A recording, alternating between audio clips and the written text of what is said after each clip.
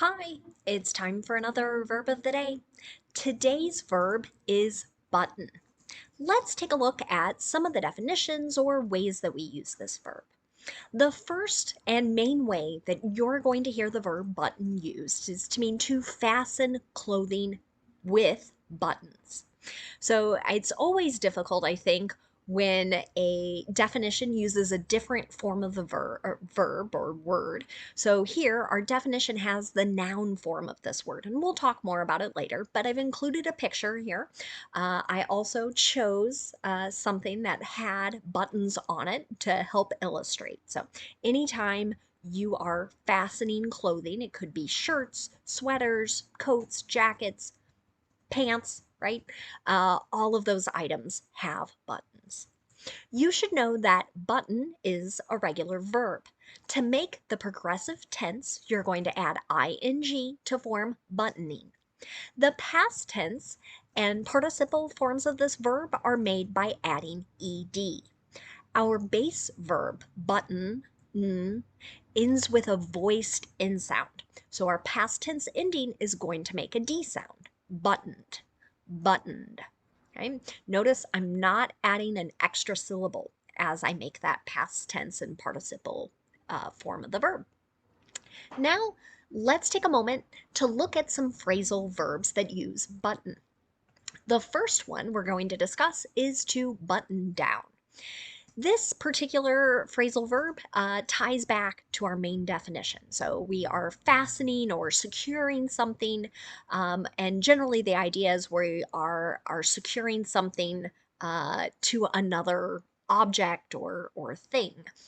And we're doing this, of course, with the noun buttons. An example of this might be button down your collar after you put your tie on. Okay, so that idea of we're going to fasten the collar of a dress shirt to have maybe a more professional look or appearance. The second phrasal verb we're going to discuss is button up. This can have a couple different meanings. The first, again, is that idea of we're fastening the buttons on some particular item of clothing. And the idea is maybe we're starting at the bottom and going up. And that's how we get this phrasal verb. So an example of it might be button your coat up. It's freezing today. This particular phrasal verb we can separate and put an object between, or we could keep it together as well. So I could say button up your coat. It means the same. Both are correct. A second way you might hear button up used is to mean to finish a task. An example of this might be, I'm going to button up this project before I go to lunch. So I'm going to finish this item or this project.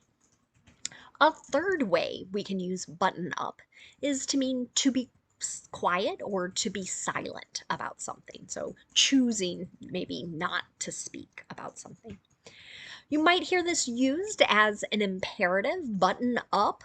The movie is about to start, right? So somebody wants you to be quiet, stop talking. They want to hear what the actors are going to share on screen. Let's continue using our verb of the day button in a couple different tenses. Today we're going to practice the present progressive and the simple future with a focus on will. Let's start by discussing the present progressive. In some textbooks or other grammar videos, you might hear this called present continuous. It's the same thing.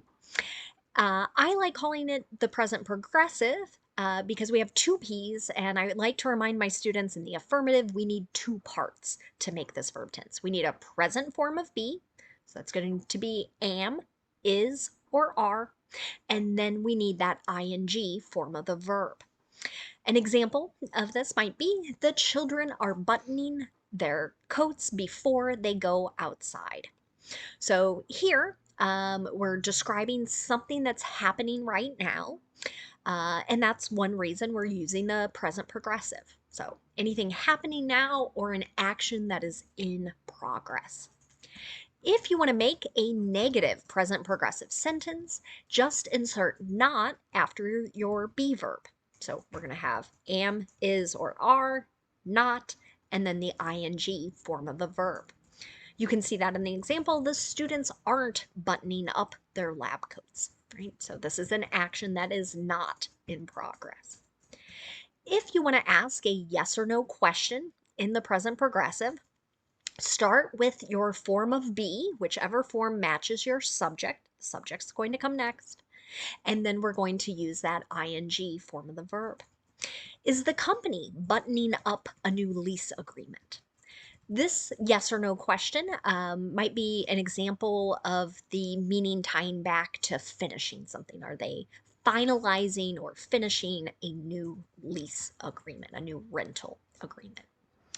Now let's take a look at the simple future. Today, we're going to focus on making sentences using will. We tend to use this when we're making predictions, promises, or offers would be common examples. And the nice thing about this structure is that it's going to stay the same no matter what our subject is. So we're going to use will, and then we're going to use the base verb. Another example sentence here. These weatherization methods will button up your home for heating and cooling seasons. So this sentence is discussing different things we can do to make our house stay warmer in the winter or cooler in the summer. And that could be a whole separate video. In fact, I'm certain you can find different examples on YouTube. Now, if you want to make a negative sentence in the simple future, just insert not after will. Sometimes you'll hear people use the contraction form for will not. That is won't. W-O-N apostrophe T. And then after that, we're going to use our base verb again. And another example sentence here, she will not button her lip. Now, this particular phrase we haven't discussed yet, but I bet you can figure out from our phrasal verb, this is kind of another way to say be quiet or stop talking. So here, someone maybe is making a prediction that this particular person is not going to be able to stop talking. Finally, if we want to make a yes or no question in the simple future using will, we're going to start with will, then we're going to have our subject, and then the base verb. An example of this. Will he button his jersey before the game starts? So maybe an official, an umpire, is asking this particular question about a particular player.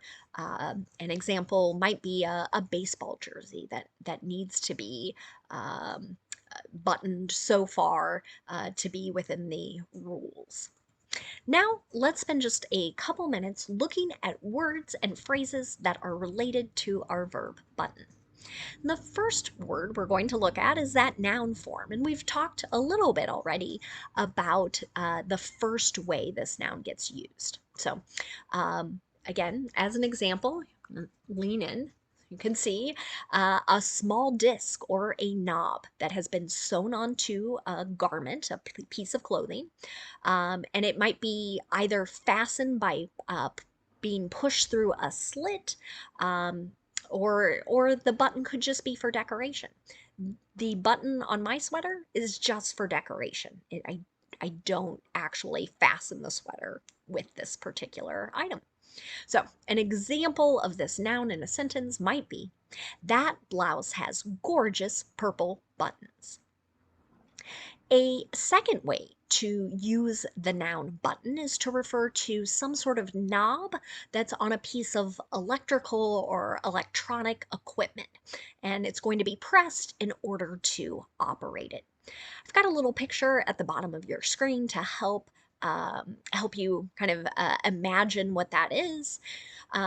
Most of us have a start button on our computers, right? And that's my example here. Maybe the first direction for a particular task is to press the start button. A third way we can use the noun button is to refer to a badge that has some sort of design or slogan and that gets pinned to clothing. I've got another a picture of this. So in the bottom right hand of your screen, you'll see an example with a backpack that has 3 different buttons on it, different designs.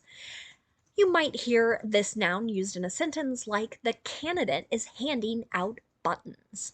That's pretty common here in the United States. Many people running for office have buttons that people can attach to their clothing, like their coats, so that others routinely see sort of the advertisement for that particular candidate. The next phrase we're going to look at is cute as a button. So you might hear this used, and if someone uses this phrase, they're describing someone as either being pleasing in appearance or pleasing in their attitude. So we typically use this phrase to refer to children. It might sound a little funny to describe an older adult in this way, but my example sentence here, her daughter is cute as a button, right? That would be a compliment, a nice thing to say to someone else. Another phrase you might hear is on the button. This can mean that someone is being punctual, they're being on time. An example of that, someone might tell you to please arrive at 9 a.m. on the button. A second way we can use this phrase, though, is to mean exactly correct. An example of that might be, your prediction was on the button, right? So someone made a guess about something and it turned out to be exactly right or exactly correct. Thanks so much for watching today's video. I hope you have a great day.